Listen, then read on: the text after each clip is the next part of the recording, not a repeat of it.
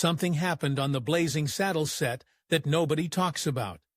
The actor playing the Waco Kid disappeared after one day. What he did 4 years later still haunts Hollywood. John Wayne read the script and said 3 words that changed everything. The original title had a connection to Malcolm X that Warner Brothers buried. And there's a hidden message in the governor's name that only French historians understand. These aren't just movie trivia. These are secrets they tried to keep buried for 50 years. Blazing Saddles began with a wild idea. It was originally called Tex-X, a direct nod to Malcolm X. The man behind it, Andrew Bergman, was in his 20s and wanted to make a story about a black sheriff in an all-white Western town. That idea alone was explosive. Naming the sheriff after Malcolm X wasn't just a joke. It was a statement. He wanted to rip apart the clean, whitewashed myth of Hollywood cowboys. A black man in charge of the Old West? That flipped the whole genre upside down. Even more shocking was the fact that a major studio looked at this script seriously in the early 1970s. Films didn't deal with race like that back then, especially not through comedy. The name Tex-X was dropped, but that fire stayed in the final version of Blazing Saddles. Before Mel Brooks showed up, the film almost went in a completely different direction. Alan Arkin was set to direct, and the sheriff, James Earl Jones. This was long before he became the voice of Darth Vader. Jones had power and depth, but not a background in comedy. Still, he was a strong choice, but the project collapsed. Creative clashes, nervous executives, and the blunt force of the script scared everyone. It was too bold, too dangerous, so it sat on a shelf. Only when Mel Brooks came in did the story come back to life. He didn't water it down. He pushed it even further. Without that earlier failure, Blazing Saddles wouldn't exist as we know it. Mel Brooks wasn't doing well when he took the job. The producers had won him an Oscar, but it didn't make much money. His next film, The 12 Chairs, flopped hard. He was broke. He couldn't even buy a new car, and he had a baby on the way with Anne Van Kroll. He was ready to give up and return to TV. When he got offered Tex-X, he didn't take it because he believed in himself. He took it because he was desperate. Later, Brooks admitted this film saved him. It let him buy a house, afford a decent dinner, and finally breathe again. Blazing Saddles turned his whole life around. Writing the script was pure chaos. Brooks didn't work alone. He brought in 4 more writers, Andrew Bergman, Richard Pryor, Norman Steinberg, and Alan Euger. The writing room was like a bar fight. Everyone yelled, argued, and fought for their jokes to survive. Sessions went deep into the night. They lived on Chinese takeout and adrenaline. The first draft was 412 pages long. That's enough for nearly 8 hours of film. They trimmed it down to 275 pages, still way too long, but packed with wild, rule-breaking humor. Pryor brought his sharp edge to the script, especially with the character Mongo. Nobody could even remember who wrote what. The fart scene around the campfire? That came out of this madness. This wasn't writing, it was war. And the result was something Hollywood had never seen before. From the start, Brooks set the tone with a sign on the wall. It read, "Please do not write a polite script." That sign shaped everything. He told his team to throw all rules out. Nothing was off limits. His thinking was simple. They probably won't make it anyway, so let's go wild. And they did. They attacked racism, mocked Hollywood cliches, and dared to joke about things no one else would touch. Pryor wrote Jewish jokes. The Jewish writers wrote black jokes. Nobody stayed in a lane. This mix gave the film its fearless voice. It didn't just make fun of Westerns, it tore them apart and built something new from the wreckage. Richard Pryor was supposed to be the star. He was Brooks' top choice for Sheriff Bart, but Warner Brothers refused. They said Pryor's drug issues and recent jail time made him uninsurable. Brooks was furious. He thought about walking away, but Pryor, surprisingly calm, told him not to. He said, "We'll find the right guy. Keep going." Pryor didn't disappear, though. He joined the writing team and shaped the film's tone from behind the scenes. Cleveland Little got the lead role. Brooks later said they got lucky with Little. But you can't help wondering what Pryor's performance would have looked like, especially since he and Gene Wilder became a legendary comedy duo just 2 years later. And then came the biggest surprise of all. Mel Brooks wanted John Wayne to play the Waco Kid. That's right, the John Wayne. He was still one of the biggest stars in the world. Brooks gave him the script. Wayne read it overnight and said he laughed his ass off. But he turned it down. He said it was too dirty for his image. He promised he'd be first in line to see it, though. Just imagine it. The straightest, most serious cowboy of all time, playing a drunken wreck in a film that mocks his entire genre. It didn't happen, but it almost did. After Wayne said no, Brooks got obsessed with casting Dan Dailey. Dailey wasn't a Western guy. He was known for musicals, but he could ride a horse better than almost anyone. Brooks thought he'd be perfect. He even tracked him down in Hawaii. Dailey loved the script, but turned it down, too. His eyes were failing. He said he was almost blind and couldn't safely ride anymore. Brooks was crushed. He kept chasing the perfect actor, but fate had other plans. Then came the worst casting disaster of all. Brooks hired Gig Young. Young had won an Oscar and had the weary look Brooks wanted, but Young had a serious alcohol problem. On the first day of filming, during the jail cell scene, he started shaking. Brooks thought he was acting. Until green bile came out of his mouth, he was rushed to the hospital. Brooks said later, "If you want an alcoholic, don't cast an alcoholic." Young never came back. He later sued Warner Brothers. The film had lost its Waco Kid again. That's when Gene Wilder stepped in. Brooks hadn't considered him for the Waco Kid. He thought Wilder was too young, too fresh. He'd offered Wilder the villain role earlier, but Wilder said no. Now, desperate, Brooks called him crying. Wilder had just finished working with Brooks on The Producers. He got on a plane and flew straight to L.A. When he tried on the costume, it fit like magic. That Monday, he was already on set. His quiet charm and offbeat timing turned the Waco Kid into something unforgettable, and his chemistry with Cleveland Little became the soul of the film. Out of all the chaos, that last-minute casting saved everything. When Mel Brooks first screened Blazing Saddles for the top brass at Warner Brothers, it was a disaster. The room was silent. Not one executive cracked a smile. The film was packed with fart jokes, a horse-punching scene, and the N-word used without hesitation. Instead of laughter, there was discomfort, then outrage. Leo Greenfield, the studio's head of domestic distribution, flat out said they should bury the film and take the financial hit. Others agreed. They didn't just dislike the movie. They wanted it gone. They handed Brooks a long list of cuts. Take out the campfire scene, delete the violence, remove the slurs. Brooks listened politely, took the list, left the room, and then crumpled it into a ball and threw it away. He wasn't changing a thing. Brooks knew he had one shot left. He quickly arranged a second screening, not for the suits, but for the workers, the secretaries, janitors, and mailroom guys. And this time, the room exploded. From the first joke, people were laughing uncontrollably. They were gasping for air, some even falling out of their chairs. It was pure chaos, in the best way. One of the co-writers, Norman Steinberg, remembered the moment vividly. He said people were literally rolling on the floor.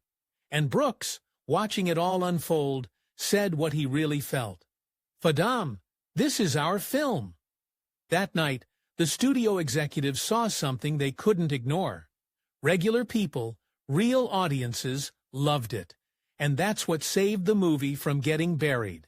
Even after that wild response, the studio was still nervous. They didn't want to risk a nationwide release, so they played it safe.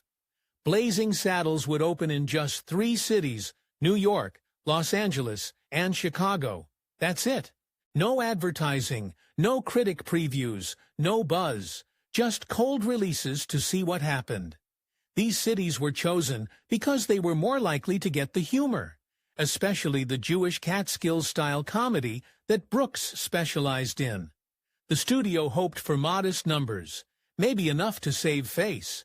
What they got instead were packed theaters, people screaming with laughter, and word of mouth that spread like wildfire. The gamble had flipped, and the fire was just getting started. Critics didn't know what to make of it.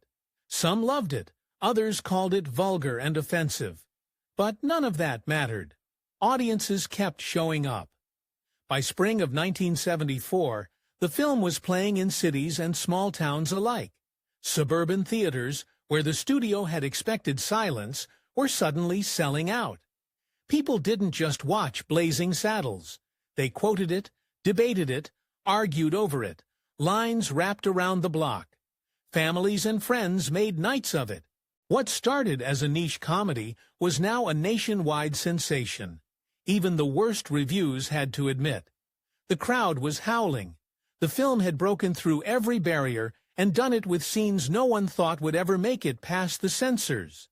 And then came the money. The budget was just $2.6 million, but the final North American gross? $100 to $19.6 million. That made it the #1 film of 1974. An estimated 63 million people saw it in theaters. That's more than any Lord of the Rings film managed decades later. Adjusted for inflation, Blazing Saddles made nearly $600 million. It wasn't just a success. It was a phenomenon. Mel Brooks had trusted his gut, ignored the executives, and made exactly the movie he wanted to make. And it worked. The film didn't just survive. It rewrote the rules of what comedy could be. Even the smallest details in Blazing Saddles were layered with meaning. Take the governor's name. William J. Le Pétuman. It sounds like nonsense, but it's actually a reference to a real French performer named Joseph Pujol. Born in 1857, Pujol was a global star known as Le Pétuman, which means the fart maniac. That wasn't just a stage name, it was his act. He could inhale air or even water into his rectum and release it at will. In tune, on cue, in rhythm. He played songs, blew out candles, did impressions. He could even smoke a cigarette using only his backside. Pujol was so popular, nurses had to be stationed at his shows to carry out people who fainted from laughing too hard. Once, someone allegedly died laughing, and he earned more than the most famous actress in France. When Brooks named the governor after him, it wasn't just for laughs. It was a tribute to a legend of bodily comedy who had once ruled the Moulin Rouge. And Brooks didn't stop there. He didn't just play the governor. He also played a Native American chief who spoke fluent Yiddish. In one of the film's most outrageous scenes, the chief lets a wagon of black settlers pass unharmed, then cracks a joke that turns every Hollywood Western cliché upside down. He says, in Yiddish, "Don't be crazy, let him go, as long as you're healthy," and adds, "They darker than us." It was absurd, it was offensive, and it was deliberate. In the old days, native roles were often played by Jewish actors. Brooks flipped the script and made a joke so layered that only people familiar with both Jewish culture and Hollywood casting history would truly get it. Brooks didn't stop with acting either.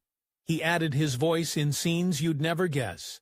The singers backing up Lily Von Stupp? That's him. The random heckler during the final fight? Also him. He filled the soundtrack with tiny versions of himself, hiding in plain sight. It was comedy through saturation, every frame packed with jokes, every sound tailored for maximum absurdity. And if something broke the rules of storytelling, he leaned into it even harder. Nothing illustrates that better than the film's deliberate use of anachronisms. It takes place in the Old West, But suddenly, the Count Basie Orchestra appears playing April in Paris, a song from the 1930s. A cowboy mentions a TV sports show that didn't exist yet. The final brawl breaks the fourth wall entirely, crashing into a Hollywood soundstage, then into a musical, then into a cafeteria. It's not a mistake. It's a statement. Brooks wanted you to know this wasn't a Western. It was a comedy dressed like a Western. It broke time, space, genre, and logic, and the audience loved it for that. Then there's a moment that seems completely impossible. About 20 minutes into the movie, in the middle of a dusty desert set in 1874, Count Basie and his full jazz orchestra suddenly appear. They're dressed in sharp tuxedos, playing April in Paris, like it's a concert hall, not the Wild West. But here's the strange part. Jazz didn't even exist in 1874. Not even close. Ragtime, which came before jazz, wouldn't show up for another 20 years. Yet there they are, performing right in the open desert like it's the most normal thing in the world. The scene is jarring, hilarious, and completely out of place. And that's the point. Director Mel Brooks wasn't trying to be historically accurate. He wanted to shock the audience and break the rules. This wasn't just a short musical gag. It lasted several minutes and totally interrupted the Western storyline. But instead of ruining the mood, it somehow made it better. The moment became one of the most iconic scenes in the film, showing Brooks' love for absurd humor and his habit of flipping movie traditions upside down. The song Basie played wasn't just any version either. It was his legendary 1955 arrangement of April in Paris.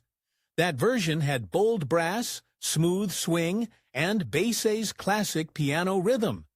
He first recorded it in 1955, and it became a signature part of his live shows.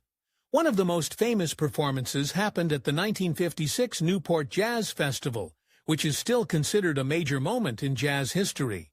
By using that exact version, Brooks added another layer of meaning.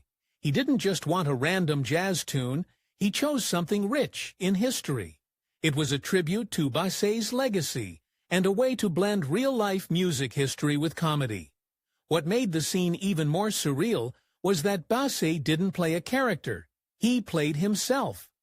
A real jazz legend just popped into the middle of a fake 19th-century Western. That choice made everything feel even more strange and brilliant. Basie's calm and cool attitude stood in contrast to the wild setting, making the comedy hit even harder. He didn't look confused. He looked like he belonged there, which somehow made it all funnier. It's rare to see a world-famous musician take part in a scene like that, especially without trying to steal the spotlight. But that was the charm. Brooks brought together fantasy and reality, and Basie leaned right into it. This wasn't just random madness. It was Brooks tearing down the rules of Western movies. Classic Westerns, especially the ones made before 1974, were full of serious men, dusty towns, and dramatic gunfights. They rarely had fun with the format, but Brooks didn't care about sticking to tradition. He wanted to break it, and the jazz scene was his loudest, clearest way of doing that.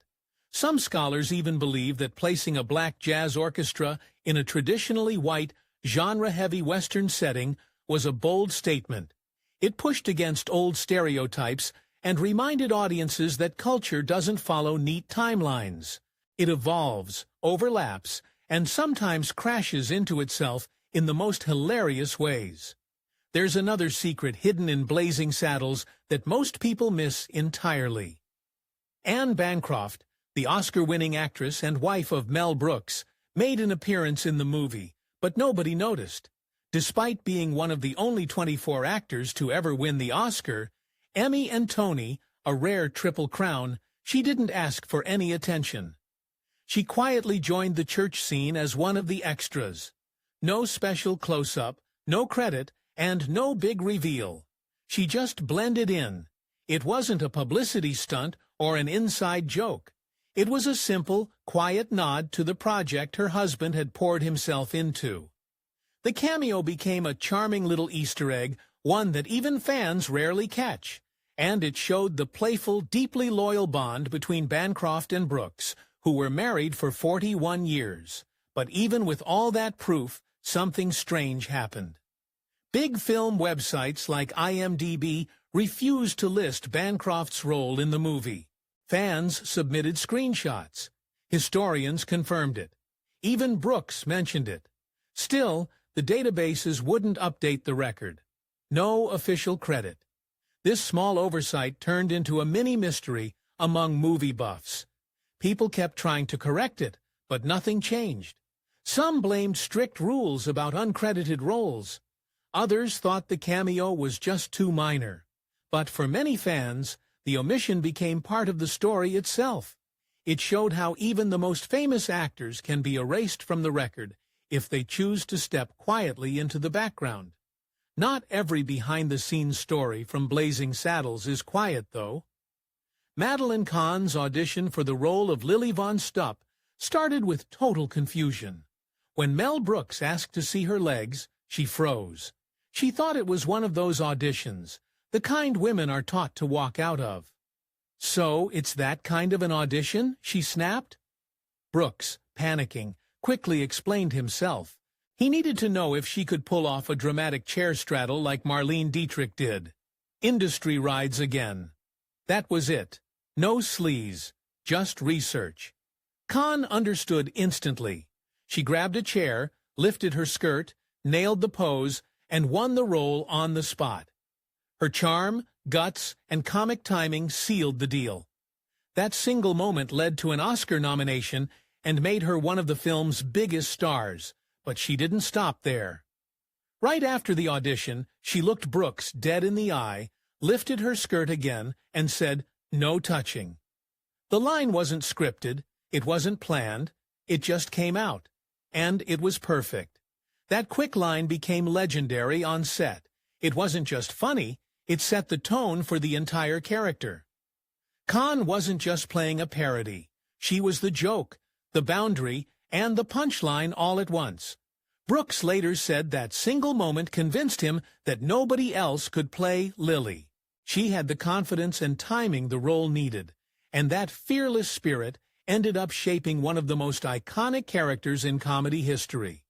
When Mel Brooks started working on Blazing Saddles, even he wasn't sure how far he could go. That's where Richard Pryor came in. Pryor wasn't just in the writing room. He was the soul of the film's courage. Mel Brooks originally hesitated to include the N-word so many times. He was nervous. Would audiences walk out? Would studios shut the whole thing down? Pryor didn't flinch. He told Brooks that if they were going to mock racism, they had to show it as it really was. Not soften it, not clean it up. Use the real language of hate so the audience could feel the sting. Pryor said, flat out, "We are writing a story of racial prejudice." That's the word, the only word, and that sealed it. And when Pryor couldn't star in the film, he didn't storm off. He helped choose who should take the lead. He picked Cleavon Little. He said Little was cold black and would scare the CT out of that town. That was the point. The town was supposed to be terrified of a black sheriff. That fear is what made the satire sting. Cleavon's smooth, confident performance made the whole setup even more ridiculous. And that's why it worked. Without Pryor's push, Little may never have landed the role, and Blazing Saddles wouldn't be the same. But Pryor wasn't the only drama behind the scenes.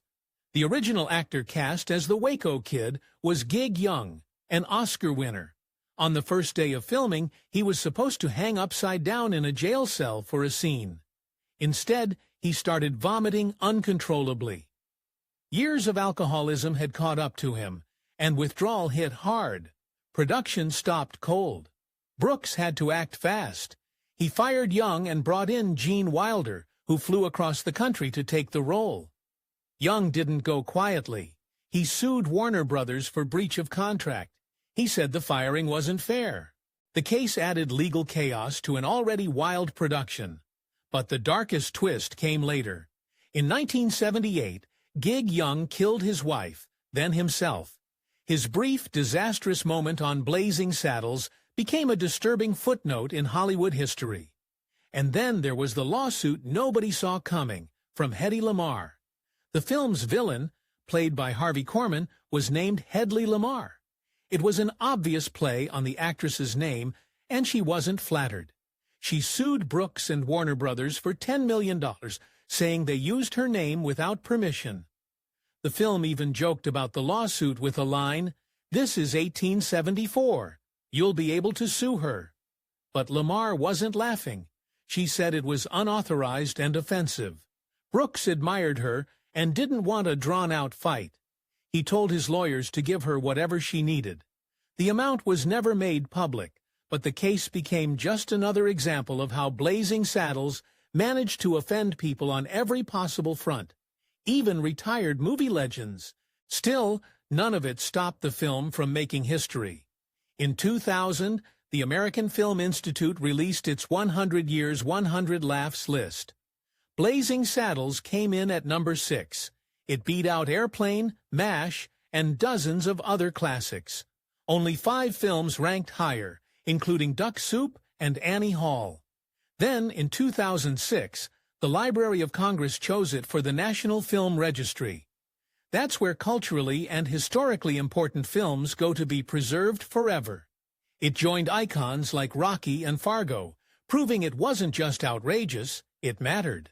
The film mocked racism, mocked the Western genre, and dared to say things no one else would. And it still resonates today. In fact, in 2024, the film sparked a new firestorm. HBO Max added a 3-minute trigger warning before the movie. Viewers had to sit through a message from film scholar Jacqueline Stewart, explaining the use of racist slurs and stereotypes. She said the film used them to mock racism, not to support it. Still, the move stirred backlash. Some said they didn't need to be lectured. Others said it helped younger audiences understand what they were watching. Only 2 films on the platform got this treatment: Blazing Saddles and Gone with the Wind. That says everything about how much heat the film still carries. Mel Brooks saw this coming. In a 2017 interview, he said, "Political correctness is the death of comedy." He knew Blazing Saddles couldn't be made today. Studios wouldn't touch it. Audiences would explode. He wasn't saying hurtful comedy was okay, but he believed real comedy had to take risks. It had to speak the unspeakable. His warning wasn't just about censorship. It was about art. He built a film that went all in on discomfort, because he believed that laughter could disarm hate better than anything else.